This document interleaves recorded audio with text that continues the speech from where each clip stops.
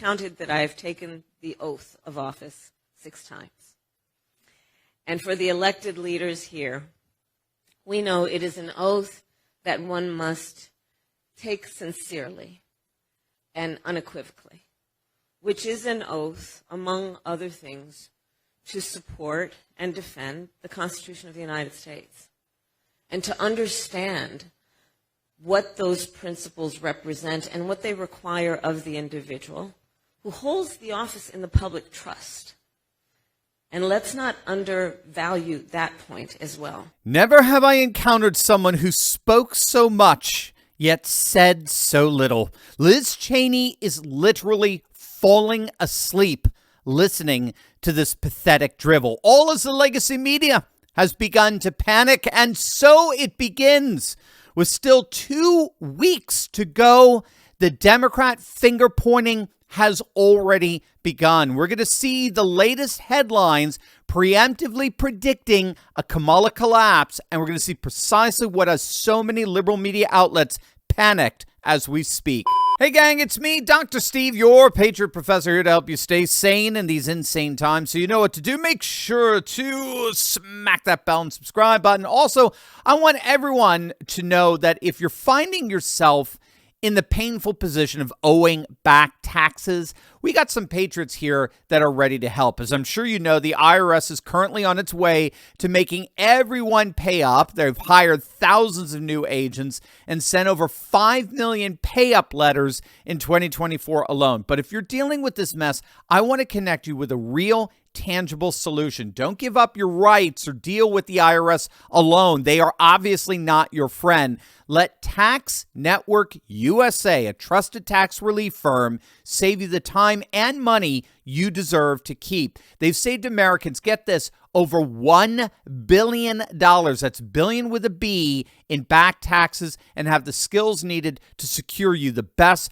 possible deal. From a few $1,000s to $10 million, business to personal taxes, let Tax Network USA restore your good standing so you could strengthen your financial foundation. When your situation is secure, you become the pillar of strength our nation needs. Click on that link below or go to 1-800-245-6000 for a private free consultation. That's 1-800-245-6000, or visit them at tnusa.com/Turley.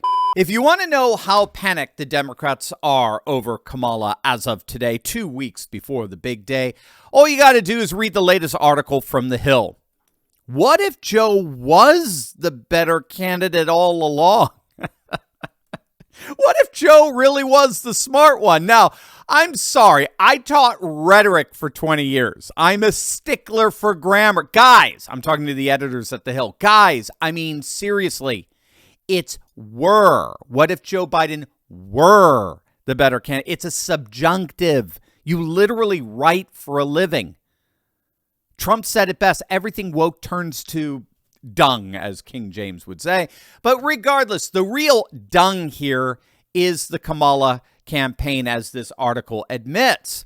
The article, as I read through it, frankly, it's as frankly incoherent as its grammar, but I'm not sure what the so-called journalist was trying to argue. But what is clear is a palpable sense of panic that Kamala is indeed in the process of blowing this. She is in the process of crumbling and single-handedly ensuring that number 45 becomes number 47, which raises the question, would the Democrats have been better off just sticking with old Scranton Joe? This author seems to suggest, well, it couldn't have been worse. Regardless, this is not the first piece The Hill has published that appears to be writing early obituaries for the fledgling Kamala campaign. Just days back, they published the article, 4 Reasons Why Harris is Losing. And just a couple of days before that, again from The Hill, Democrats start to hit the panic button. And it's not just The Hill. Here's the headline from Real Clear Politics a couple of days back, The Collapse of Kamala Harris. And what all of these pieces are recognizing, bottom line, is that right now as we speak, Trump has never been stronger than he is, and the Democrats have never been weaker against them. Trump has never been stronger, and the Democrats have never been weaker against them. There are three predictive indicators for this election when all's said and done. If you want to try to understand the state of the race right now, you need to look at three things. You need to look at the polls, you need to look at voter registration trends, and you need to look at early voting. Polls, voter registration trends, early voting. It doesn't matter which indicator you're looking at. It doesn't matter. It frankly doesn't matter which poll you're looking at. Every single predictive indicator is moving in Trump's direction. Every single one.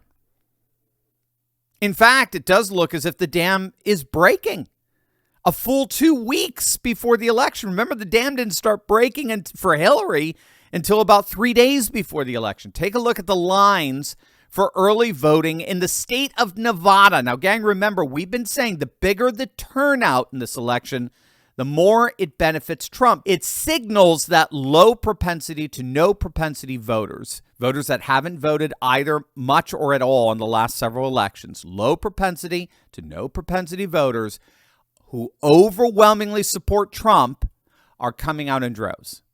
And that's exactly what we're already seeing all over the country, but now particularly in Nevada. So in terms of the polling, Nevada's been going back and forth. One day we're seeing a Trump small lead. Another day we're seeing a Harris small lead.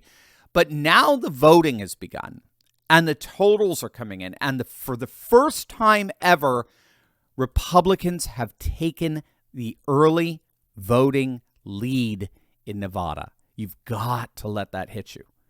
Republicans have never led in the early voting in Nevada. They're up nearly 100,000 votes to the Democrats' 89,000. In Clark County alone, where Vegas is, on the first day of early voting, we saw a shift from a +7 Democrat advantage at the exact same time in 2020 to a Republican +18. And take a look at the betting markets. Look at this. Just a couple of days back, the odds were dead even for both Trump and Harris in Nevada. They had both basically flatlined and they were overlapping. And then early voting started late last week and boom. Look at that. It's now Trump 62-39 in a state that no Republican has won in 20 years. Now, this early voting Republican stampede in Nevada comes on the heels of a report from Politico regarding comments made by the Culinary Union in Nevada, which is a very, very strong and influential union in the state, particularly, obviously, in Vegas. They actually have had their finger on the pulse of Nevada politics for years now, particularly Clark County politics for years. They came out last week and told Politico that were the election held today or that day, based on what they were seeing and on their polling of their membership, Trump would win. Trump would be the first Republican to win Nevada since 2004. That's coming from perhaps the single most powerful union in the entire state, the Culinary Union. And what's key with unions is that they have the ability to poll their membership far more accurately than anything an outside pollster can do. We've seen that with the Teamsters Union, who are breaking for Trump literally 2-1, 3-1. Again, absolutely historically unprecedented. But now it seems we're seeing the Culinary Union's prediction happening, being fulfilled in real time with this incredible Republican blowout in early voting in Nevada. And it ain't just Nevada. We just had today the latest AJC poll drop on the key swing state of Georgia. Now, I believe this is the last poll before the big day. If you don't know, AJC is one of the best polling outlets out there, particularly for Georgia. They polled Trump +2 in 2016 as their final poll, just days before he went on to win Georgia. And they polled Biden +1 in 2020, just days before he went on to win that state. So they nailed Georgia 2 election cycles in a row. Feast your eyes on these. Their last poll for 2024, it's Trump's biggest lead ever. Trump +4. Trump +4. Now, we got a crosstab for that. We got an interesting corroborator to that. We talked about this on last night's live stream, our Monday night live stream. Duval County in Florida, of all places. Duval County has been a bellwether for Georgia for the last 20 years. Duval and Georgia have mirrored each other's voting for every election since 2004. Even in 2020, when Duval went for the very first time Democrat in ages. When Duval went Democrat, so did Georgia. Barely, but the pattern still held. Biden won Duval by 4 points. So isn't it interesting that at the same time the AJC poll drops with a Trump +4 in Georgia, right now as we speak, Duval is now Republican +5. So really, it does appear that this election is coming down to Trump winning just one of the blue wall states, Wisconsin, Michigan, or Pennsylvania, whereas Kamala has to win all three. It's got to be a straight. Electorally, she cannot lose a single one of those states. But unfortunately for Cackles, the RCP aggregate, the Real Clear Politics polling average for all the swing states, has Trump leading in every single blue wall state. Heck, he's leading in every single swing state, period. Trump is leading in the polling aggregate in every single battleground state. And speaking of Florida, I'll circle back there with Duval, the bellwether. We talked about this last night on our live stream. Republicans are officially crushing it now in deep red Florida. They are up nearly 27 points in the early voting. Remember, for context, Biden won the Florida early vote by 10 points in 2020. Right now, it's the Republicans up by nearly 30. But feast your eyes particularly on Miami-Dade. Miami-Dade, for like the very first time in recent memory in a presidential election, Miami-Dade is going red. Freaking Miami-Dade. And it's not just going red. It's going red by 11 points right now in the early voting. And data analyst Seth Keshel just pointed out there has never been a time when a Republican presidential candidate has won Miami-Dade and lost the election. Oh, and more bad news is coming out of Michigan. Kamala Harris is now officially underwater with Arab American vote. Trump is leading among Muslim and Arab Americans again for the first time ever. And the reason this is particularly applicable to Michigan is because Michigan has the highest number of Arab American citizens there. Many of you know that the mayor of Hamtramck, Michigan, which is the only city in the country to have an all-Muslim city council, that mayor, Amer Khalib, has just officially endorsed President Trump. Here was the scene just days ago when the mayor presented Trump a certificate of appreciation. Mr. President, on behalf of the city of Hamtramck, and we would like to present you a certificate of appreciation for visiting our city. And I would like to call the three elected officials, if you don't mind, to join me to hand you this certificate, please. It's going to be historic for our city.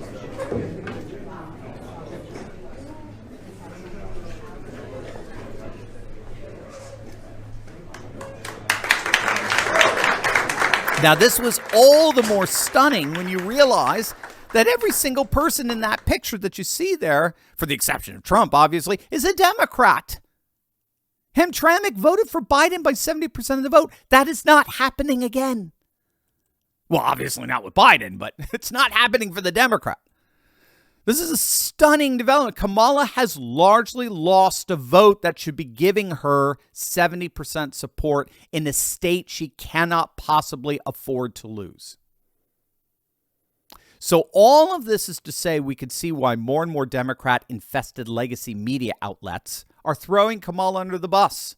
The word salad queen, surprise, surprise, is failing to persuade.